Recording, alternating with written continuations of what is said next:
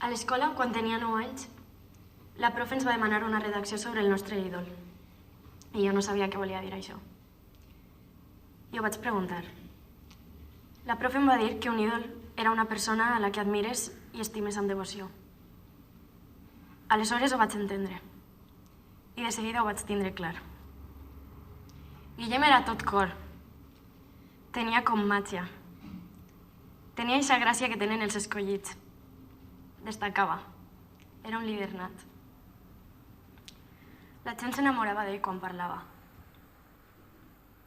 Tenia el cor tan gran que fou fàcil que encertaren. Aquest minut de silenci va per tu, Guillem.